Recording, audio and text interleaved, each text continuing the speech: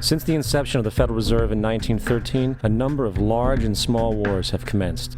The three most pronounced were World War I, World War II, and Vietnam. World War I.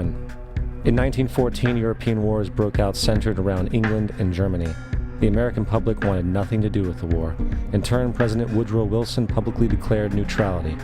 However, under the surface, the U.S. administration was looking for any excuse it could find to enter it. In a noted observation by Secretary of State William Jennings, the large banking interests were deeply interested in the World War because of the wide opportunities for large profits. It's important to understand that the most lucrative thing that can happen for the international bankers is war, for it forces the country to borrow even more money from the Federal Reserve Bank at interest. Woodrow Wilson's top advisor and mentor was Colonel Edward House, a man with intimate connections with the international bankers who wanted in the war. In a documented conversation between Colonel House, Wilson's advisor, and Sir Edward Grey, the Foreign Secretary of England, regarding how to get America into the war, Grey inquired, "What will Americans do if Germans sink an ocean liner with American passengers on board?"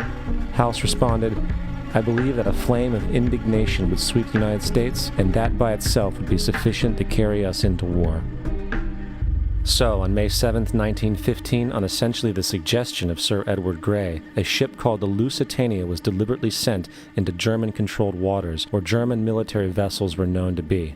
And, as expected, German U-boats torpedoed the ship, exploding stored ammunition, killing 1,200 people. To further understand the deliberate nature of this setup, the German embassy actually put advertisements in the New York Times telling people that if they boarded the Lusitania, they did so at their own risk, as such a ship sailing from America to England through the war zone would be liable to destruction. In turn, and as anticipated, the sinking of the Lusitania caused a wave of anger among the American population, and America entered the war a short time after. The First World War caused 323,000 American deaths. J.D. Rockefeller made $200 million off of it. Not to mention the war cost about $30 billion for America, most of which was borrowed from the Federal Reserve Bank at interest, furthering the profits of the international bankers. World War II. On December 7, 1941, Japan attacked the American fleet at Pearl Harbor, triggering our entry into that war. President Franklin D. Roosevelt declared the attack was a day that will live in infamy. A day of infamy indeed, but not because of the alleged surprise attack on Pearl Harbor. After 60 years of surfacing information, it is clear that not only was the attack on Pearl Harbor known weeks in advance, it was outright wanted and provoked. Roosevelt, whose family had been New York bankers since the 18th century, whose uncle Frederick was on the original Federal Reserve Board, was very sympathetic to the interests of the international bankers, and the interest was to enter the war, as we've seen, nothing is more profitable for international bankers than war. In a journal entry by Roosevelt's Secretary of War Henry Stimson, dated November 25, 1941, he documented a conversation he had with Roosevelt. The question was, how should we maneuver them into firing the first shot? It was desirable to make sure the Japanese be the ones to do this, so that there should remain no doubt as to who were the aggressors. In the months leading up to the attack on Pearl Harbor, Roosevelt had done almost everything in his power to anger the Japanese, showing a posture of aggression. He halted all of Japan's imports of American petroleum. He froze all the Japanese assets in the United States. He made public loans to nationalist China and supplied military aid to the British, both enemies of Japan in the war, which, by the way, is completely in violation of international war rules. And on December 4th, 3 days before the attack, Australian intelligence told Roosevelt about a Japanese task force moving towards Pearl Harbor. Roosevelt ignored it.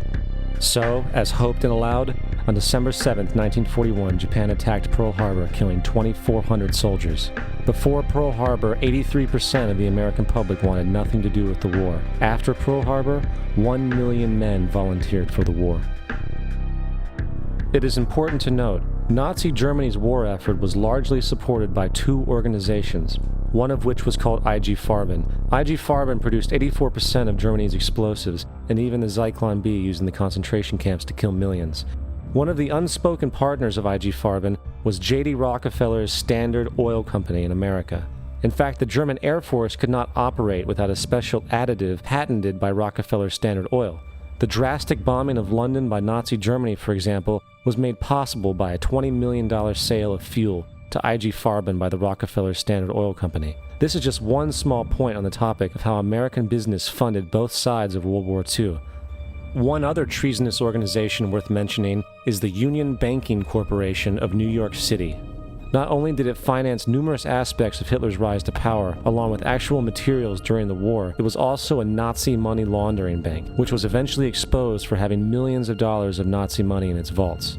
The Union Banking Corporation of New York was eventually seized for violations of the Trading with the Enemy Act.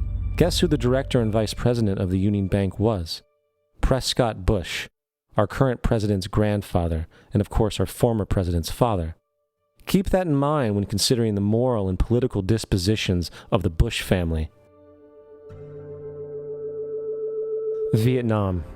The United States' official declaration of war on North Vietnam in 1964 came after an alleged incident involving 2 U.S. destroyers being attacked by North Vietnamese PT boats in the Gulf of Tonkin. This was known as the Gulf of Tonkin Incident. This single situation was the catalytic pretext for massive troop deployment and full-fledged warfare. One problem, however, the attack on the U.S. destroyers by Vietnamese PT boats never happened. It was a completely staged event to have an excuse to enter the war. Former Secretary of Defense Robert McNamara stated years later that the Gulf of Tonkin incident was a mistake, while many other insiders and officers have come forward, relaying that it was a contrived farce, a complete lie. Once in the war, it was business as usual. In October 1966, President Lyndon Johnson lifted trading restrictions on the Soviet bloc, knowing full well that the Soviets were providing upwards of 80% of North Vietnam's war supplies. Consequently, Rockefeller interests financed factories in the Soviet Union, which the Soviets used to manufacture military equipment and send it to North Vietnam. However, the funding of both sides of this conflict was only one side of the coin. In 1985, Vietnam's rules of engagement were declassified. This detailed what American troops were and were not allowed to do in the war. It included absurdities like North Vietnamese anti-aircraft missile systems could not be bombed until they were known to be fully operational. No enemy could be pursued once they crossed the border of Laos or Cambodia.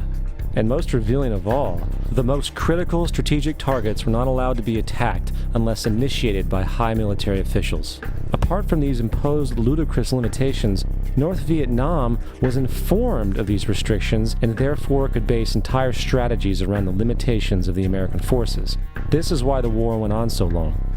And the bottom line is this: the Vietnam War was never meant to be won, just sustained. This war for profit resulted in 58,000 American deaths and 3 million dead Vietnamese. So, where are we now? September 11th was the jumpstart for what is now an accelerated agenda by the ruthless elite. It was a staged war pretext no different than the sinking of the Lusitania, the provoking of Pearl Harbor, and the Gulf of Tonkin lie. In fact, if 9/11 wasn't a planned war pretext, it would be an exception to the rule. It has been used to launch 2 unprovoked illegal wars, one against Iraq and one against Afghanistan. However, 9/11 was a pretext for another war as well, the war against you.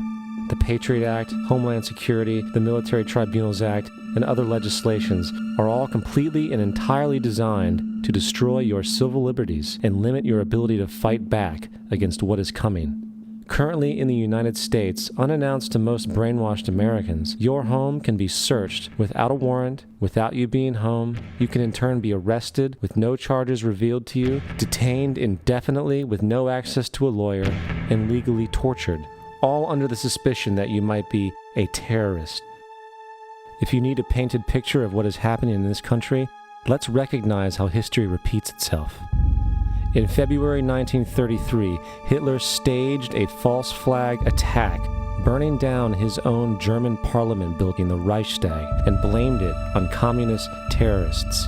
In the next few weeks, he passed the Enabling Act, which completely eradicated the German Constitution, destroying people's liberties. He then led a series of preemptive wars, all justified to the German people as necessary to maintaining homeland security.